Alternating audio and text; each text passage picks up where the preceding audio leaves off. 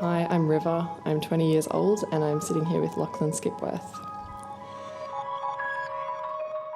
Imagine you're in a concert hall, drawn into a world an orchestra has created around you. Individual sounds layer on each other to form a masterpiece. As a young composer and musician, Lachlan Skipworth is one of the people who are at the very centre of creating these works of art. So Lachlan, how do you describe what a composer is?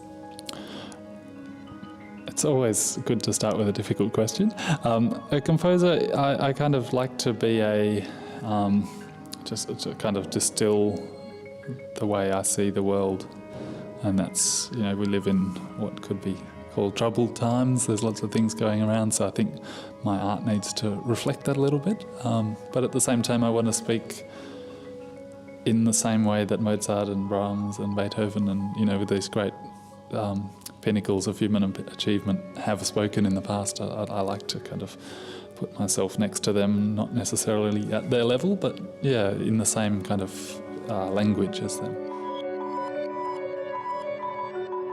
Do you tend to view your compositions as more of a work of art, or do you see it more as a technical process? It's interesting that we classify music as a form of art now, and I think that's because we're dealing with emotions and we're dealing with ways to manipulate how people feel. But I also think of often how the Greeks thought of it as a science and a form of mathematics and the relationships between notes.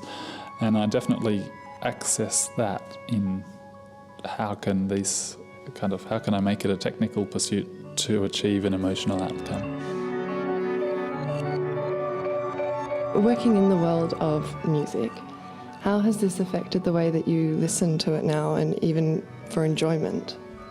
Fortunately, it hasn't affected enjoyment. I think some people in the creative arts, they find it more difficult to enjoy what they're doing.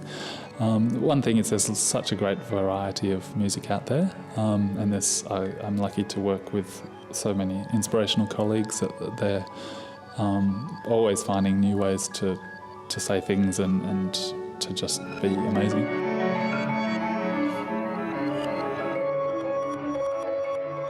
When you're working in a field that's a passion of yours, how does that affect that passion? It doesn't for you? Good question. I thought quite a few years ago that I had found my style, shall we say, the kind of music that would speak for me and I would be recognised for that. And the next time I tried to write a piece like that, I got bored. I didn't enjoy it, and it was a real one of those, typical creative crises. I didn't know, I couldn't do anything, I didn't know, and I had this time of being really unsatisfied with everything. And so from then I've made sure that every piece has something new or different, just to keep myself interested. Otherwise, it's hard, it's too hard, I can't do it. So as long as there's something that arouses my curiosity, it stays a passion. Yeah, so when you listen to music, do you take that into how you make your own compositions now? Yeah, I steal lots. I take lots of ideas and things, and even if I try as hard as I can to copy something, I can't. You can never copy something, and it generally produces something different. And as long as it's not a straight rip-off, it can really reinvigorate your art. Although I would never admit to plagiarism or copying or anything like that. So you can edit that out of the interview if you want, but don't worry.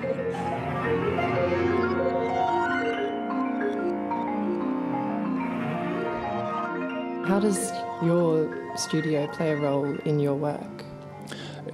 It's really important for me to be away from everything when I compose. I don't want to.